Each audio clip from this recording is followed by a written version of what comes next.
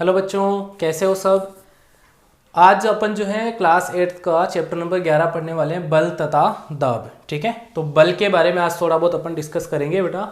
तो बल क्या होता है, सबसे पहले इसके बारे में आपको जानना जरूरी है। ठीक है, तो चैप्टर जो है इसका इंट्रोडक्शन पढ़ेंगे आज। इंट्रोडक्शन मतलब परिचय पढ़ेंगे और इसमें पढ़ेंगे आज बल के बारे में। ठीक है, तो सबसे पहले कुछ चीज़ें आपको मैं बता रहा हूँ, जैसे वस्तुएं, अगर वस्तु फिजिक्स का चैप्टर पहले तो ये ध्यान रखोगे आप। फिजिक्स चलो इसको रहने दो, आप अभी याद रखो कि बल और दाब क्या है। ठीक है, बल के बारे में अपन पढ़ेंगे।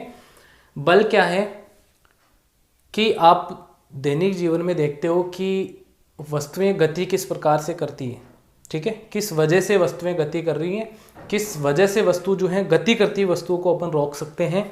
ये सारा जो है अपन किस में पढ़ते हैं बेटा, ये इसके पीछे जो रीज़न है, कारण है, उसको अपन क्या कहते हैं, बल कहते हैं। जैसे कि आप इस तरीके से एक उदाहरण से समझेंगे बेटा कि एक बॉल है। ठीक है, एक बॉल है और वो रखी हुई है। ठीक है, तो उस पर आप क्या करते हैं, अपन उसको गति प्रदान करना चाहते हैं तो आप क्या करोगे, उस पर या तो धक्का लगाओगे या किक मारोगे उसके। ठीक है भाई, ये तो करोगे, पैर से किक मारेंगे या फिर धक्का मारेंगे, किस चीज़ से बल लगाएंगे उस पर, तभी वो जो है गति करेगी। तो गति करने के लिए एक चीज़ काम में आ रही है कि बल जो है वो ज़रूरी है।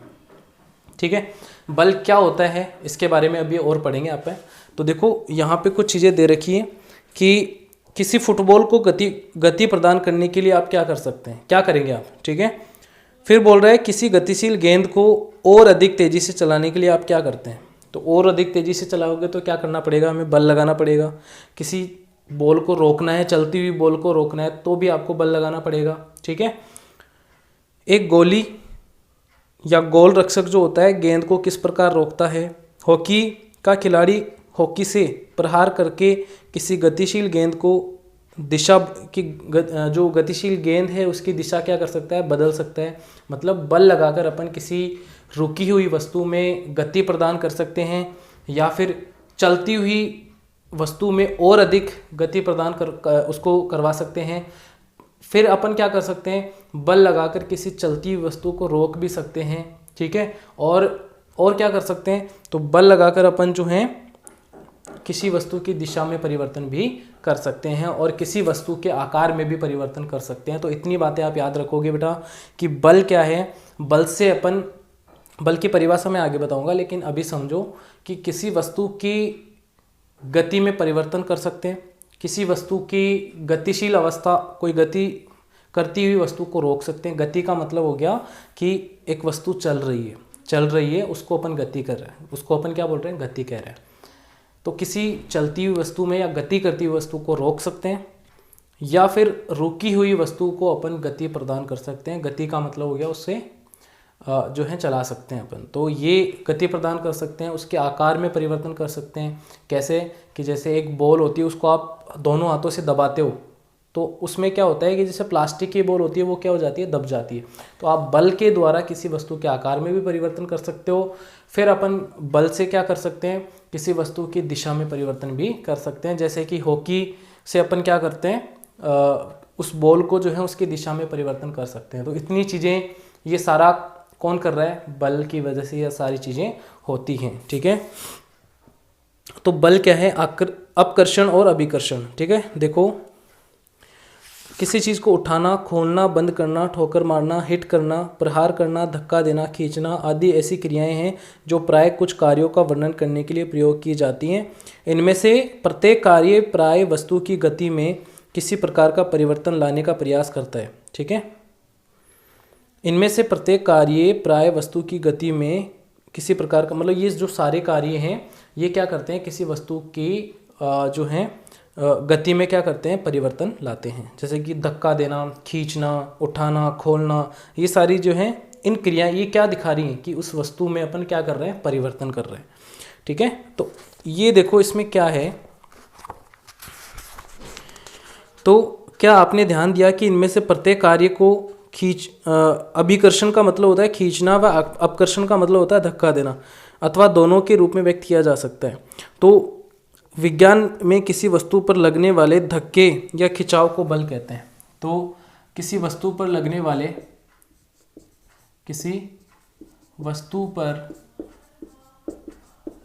वाले धक्के या खिंचाव को बल कहते हैं, बल कहते हैं।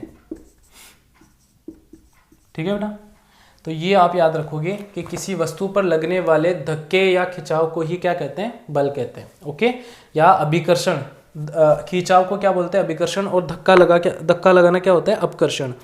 तो आप ये साधारण सी एक परिभाषा है बेटा, किसी वस्तु पर लगने वाले धक्के या खिंचाव को क्या कहते हैं, बल। या तो आप वस्तु में धक्का लगाओगे या खींचोगे तो इसी को अपन क्या कहते हैं, बल कहते हैं। ठीक है, इसी को अपन क्या कहते हैं, बल कहते हैं। ओके, तो ये सारी चीजें आप याद रखोगे बेटा। अतः हम कह सकते हैं कि वस्तुओं को दी गई गति बल लगने के कारण होती है। वस्तु पर बल कब लगता है, आइए याद करते हैं। तो किस प्रकार बल लगता है, देखो वस्तुओं पे, तो इतना आपको समझ में आ गया होगा बेटा। बल की एक और परिभाषा है लेकिन अभी आपके बुक में नहीं दे रखी है। ठीक है, चलो मैं लिखवा देता हूं, अथवा में करके लिख लेना बेटा। ये आपको लिखनी ये है, परीक्षा जब भी होगी तो आपको लिखनी ये है, और याद ये भी रख सकते हो आप कि किसी वस्तु,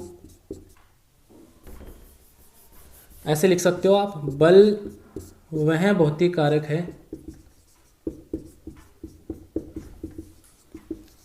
भौतिक कारक है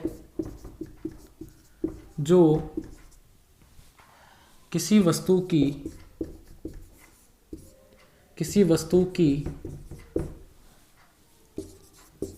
गति अवस्था, गतिशील अवस्था या विराम अवस्था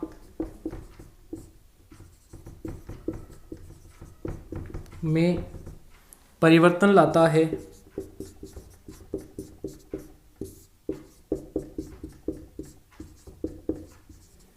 ठीक है, या लाने का प्रयास करता है।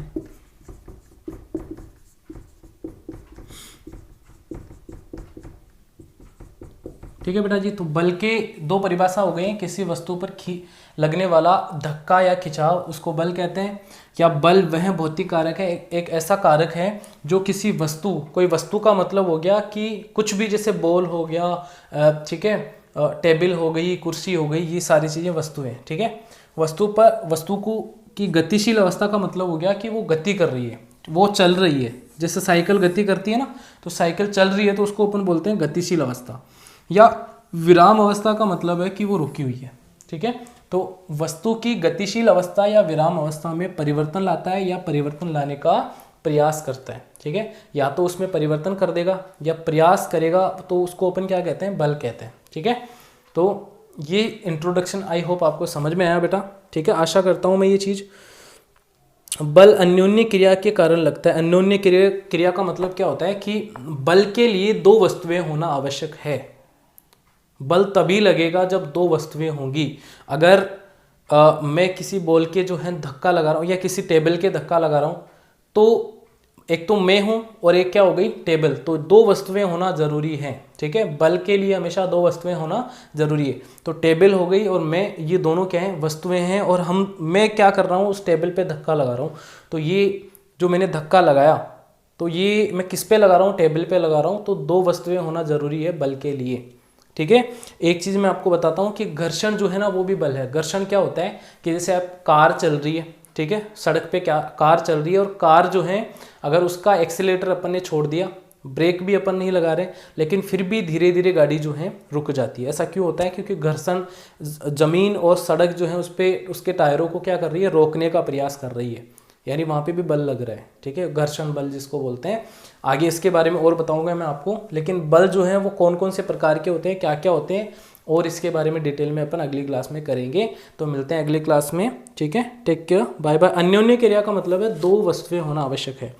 जैसे कि किताब में आपके कुछ डायग्राम दे रखे हैं कि ये आदमी जो है इस कार के धक्का लगा रहा है, देखोगे आप इसको, यहाँ पे दो लड़कियाँ जो हैं एक चक्कर में घूम रही है, मतलब बल लगा रही है वहाँ भी, यहाँ एक दूसरे पे धक्का लगा रही है, ये एक बेल को खींच रहा है। तो यहाँ पे इन चीज़ों से अपने को पता लगता है कि बेटा दो वस्तुएं होना आवश्यक है। ठीक है, तो ये अपन अगली क्लास में करेंगे। ठीक है बेटा, तो मिलते हैं अगली क्लास में। Take care, bye bye.